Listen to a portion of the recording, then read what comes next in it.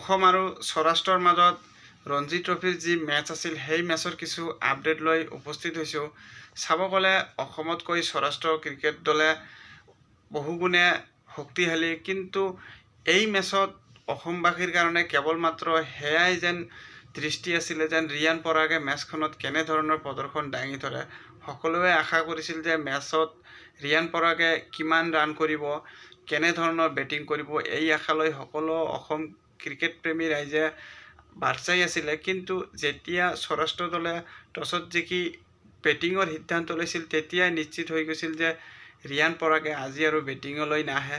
কিন্তু তথাপিও সকলোৰে দৃষ্টি আছিলে যে ৰিয়ান পৰাগে বল হাতেৰে কেনেধৰণৰ প্ৰদৰ্শন দাঙি ধৰে। ৰিয়ান পৰাগে মেচখনত 19 অভাৰ কৰিছিলে আৰু 19 অভাৰত এটা মেডিন অভাৰ কৰিবলৈ সক্ষম হৈছিলে আৰু 82 ৰান ব্যয় কৰি এটা উইকেট লৈছিলে, য'ত অসম দলৰ বলাৰসকলে উইকেট লোৱাৰ কাৰণে মূৰৰ ঘাম মাটিত পেলাবলগীয়া হৈছিল।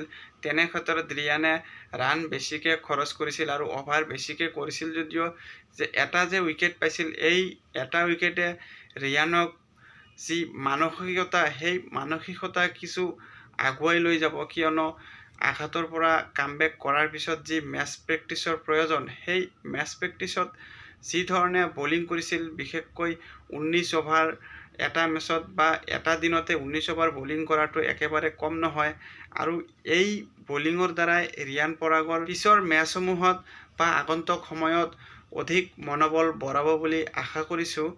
আৰু সৌৰাষ্ট্ৰ দলে দিনৰ শেষলৈকে 3টা উইকেট হেৰুৱাই 361 ৰান সংগ্ৰহ কৰিছে ইতিমধ্যে। যদি দেখা যায় যে প্ৰথম দিনতেই সৌৰাষ্ট্ৰ ক্ৰিকেট দলে মেচ সম্পূৰ্ণৰূপে নিজৰ হাতৰ মুঠিত লৈছে, কিন্তু অসমবাসী এয়াই যেন বাট চাই আছে যে সৌৰাষ্ট্ৰ দলে যিমান ডাঙৰ স্ক'ৰেই নকৰক কিয়, যেতিয়া অসমৰ বেটিং আহিব ৰিয়ান পৰাগে বেটেৰে যাতে ভাল প্ৰদৰ্শন কৰিব পাৰে, সেই আশালৈ সকলো ক্ৰিকেট প্ৰেমী ৰাইজে বাট চাই আছে।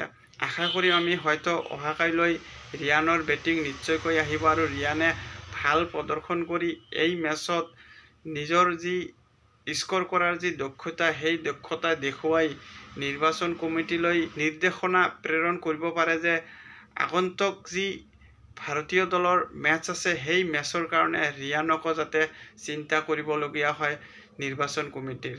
তো আমি এজ এ অসমবাসী হিচাপে আৰু ৰিয়ানৰ ফেন হিচাপে আমি আশা কৰিম যে ৰিয়ানে বলিঙেৰে যিহেতু এটা উইকেটহে লাভ কৰিছে যদিও এতিয়াও আৰু সময় আছে উইকেট লোৱাৰ, কিন্তু বেট হাতেৰেও ভাল প্ৰদৰ্শন কৰি জাতীয় দলত উভতাৰ যি এক সংকেত, সেই সংকেত এই মেচৰ জৰিয়তে যাতে দিব পাৰে তাৰে কামনা কৰিলোঁ। ধন্যবাদ।